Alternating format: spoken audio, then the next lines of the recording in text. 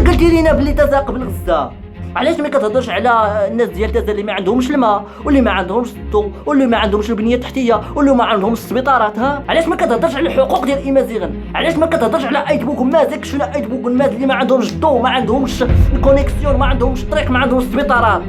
السلام عليكم. ازول في اللون.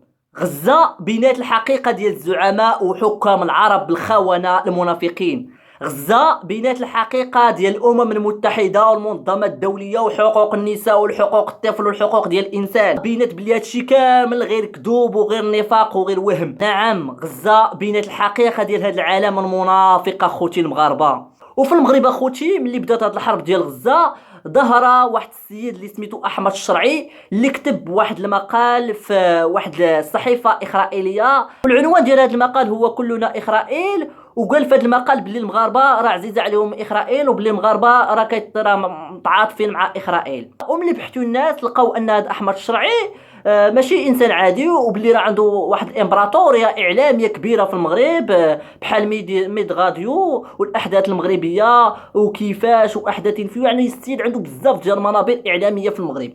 وملي المغاربه ما عجبهمش الحال وهجموا هذا السيد وداروا واحد الحمله كبيره ضد هذا السيد، ناضوا الخدامه ديالو بحال رضوان اصلعي ويونس دافقير ومختار الغزيبي كيدافعوا عليه، ناضوا بداو كيدافعوا على الباترون ديالهم.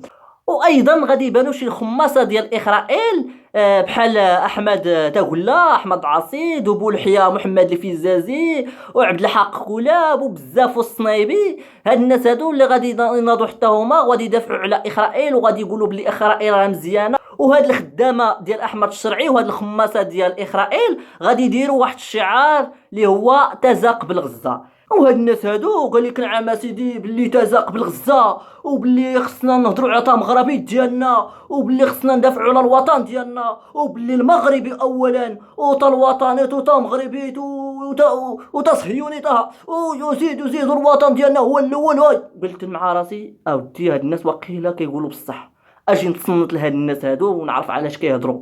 ملي مشيت نعم سيدي بديت كنتصنت لهذاك رضوان اصلعي، لقيت المحتوى ديالو الكونسيبت ديالو الحاجه الوحيده اللي كيهضر عليها هي بن كيران. بن كيران فاق، بن كيران نعس، بن كيران دار، بن كيران فعل، بن كيران اودي واش شكون هاد بن كيران؟ بن كيران لا مكان له من الاعراب. بن كيران ما ولاش يعني شكون بن كيران باش تهضر عليه يوميا؟ ها بن كيران ما رئيس ديال الحكومه، ما برلماني، ما مستشار، ما وزير. ها علاش ما كتهضرش؟ قلتي لينا تزاق بالغزه، علاش ما كتهضرش على الشباب ديال تازا اللي ما خدامينش؟ علاش ما كتهضرش على الشباب ديال تازا اللي كيهاجروا البلاد؟ علاش ما كتهضرش على البطاله اللي كاينه في تازا؟ علاش ما كتهضرش على الناس ديال تازا اللي ما عندهمش الماء واللي ما عندهمش الضوء واللي ما عندهمش البنيه التحتيه واللي ما عندهمش السبيطارات؟ ها علاش ما كتهضرش على المغرب وعلى الحاله الاقتصاديه ديال المغرب؟ ها يا كتهمكم تزاق بالغزه. ها وملي مشيت كنتصنت لهذاك احمد بوتقله احمد عاصي، ملي مشيت كتصنت ليه لقيت ان المحتوى ديالو الكونسيبت ديالو هو انه كينتقد الاسلام. هذا هو المحتوى ديالو، ديما كينتقد غير الاسلام.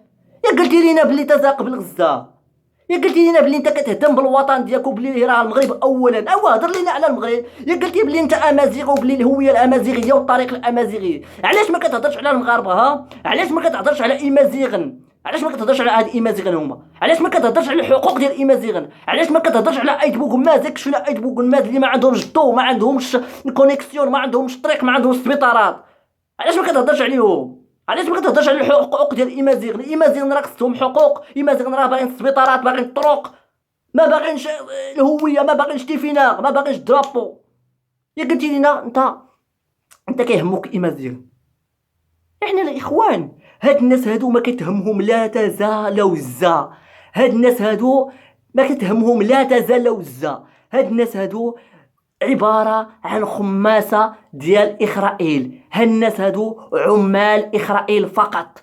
وأنا أقول لإخواني الفلسطينيين بلي هؤلاء لا يمثلون المغاربة.